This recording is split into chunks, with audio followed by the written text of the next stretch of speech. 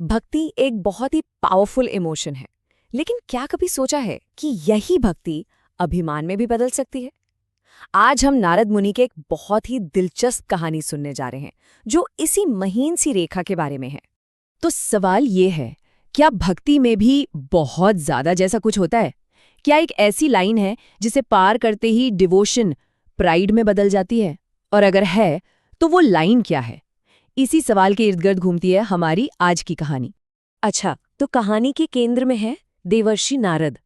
हम सब जानते हैं वो भगवान विष्णु के कितने बड़े भक्त थे, शायद सबसे बड़े भक्तों में से एक। पर कभी-कभी सबसे ऊंचे शिखर पर ही फिसलने का डर सबसे ज्यादा होता है, और नारद के साथ भी कुछ ऐसा ही हुआ। उनके मन में ना एक छोटा सा ख्याल आया, बस एक छोटा सा ख्याल, कि इस पूरी धरती पर भगवान विष्णु का मुझसे बड़ा भक्त तो कोई है ही नहीं। सुनने में ये शायद इतनी बड़ी बात ना लगे, पर यकीन मानिए, यही वो बीज था जिसने एक बहुत बड़े भ्रम के पेड़ को जन्म दिया। और देखिए, जो मन में होता है ना, वो बाहर आ ही जाता है।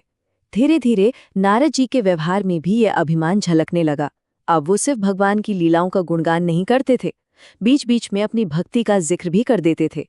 अब ये छोटा सा बदलाव था, लेकिन भगवान विष्णु से भला क्या छिप सकता है।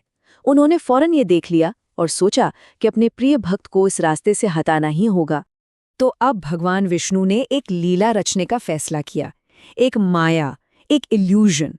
और कमाल की बात यह है कि इस गहरे सबक की शुरुआत एक बहुत ही मामूली सी लगने वाली घटना से होती है।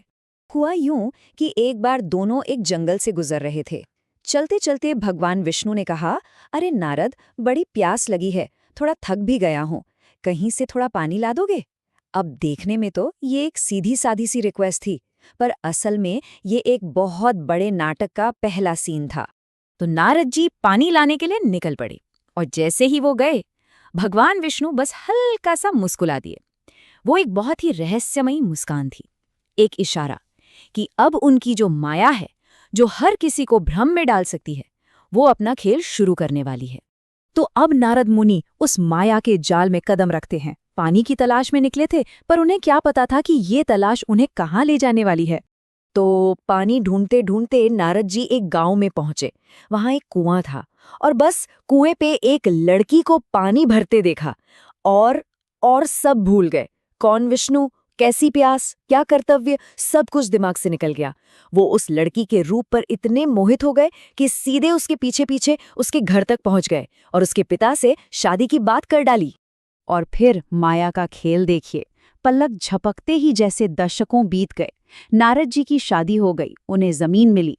वो वीणा जो उनकी पहचान थी, उसे खूंटी पर टांग दिया, और एक तपस्वी से बन गए एक किसान। साल गुजरते गए, बच्चे हुए, और नारद मुनि गृहस्थ जीवन की जिम्मेदारियों में, दुनियादारी में पूरी तरह से डूब गए। सब कुछ एकदम परफेक्ट चल रहा था, एक खुशहाल परिवार, अच्छा जीवन। लेकिन अब कहानी में एक भयानक मोड़ आता है। नारद जी का ये बसा बसाया संसार एक ही झटके में उजड़ने वाला था। अचानक, बिना किसी चेतावनी के, इतनी तेज बारिश शुरू हुई कि मानो आसमान फट पड़ा हो। देखते ही देखते पूरे गांव में बाढ़ आ गई। चारों तरफ सिर्फ पानी, चीख पुकार और तबाही का मंजर था। नारद ने अपने परिवार को बचाने की बहुत कोशिश की, पर सब बेकार। पानी का बहाव इतना तेज था कि एक एक कर सब कुछ बह गया। पहले घर का जो भी बचा खुचा सामान था वो गया, फिर आंखों के सामने एक बच्चा बह गया, फिर दूसरा, फिर तीसरा, और आखिर में उनकी पत्नी का हाथ भी छूट गया, और वो भी उस सैलाब में कहीं खो गईं। नारद अकेले रह गए, पूरी तरह टूटे हुए, बेबस। और ठीक इसी पल जब नारद को लगा कि उन्होंने अपना सब कुछ खो दिया है, ठीक इसी पल कहानी का सबसे बड़ा ट्विस्ट आता है।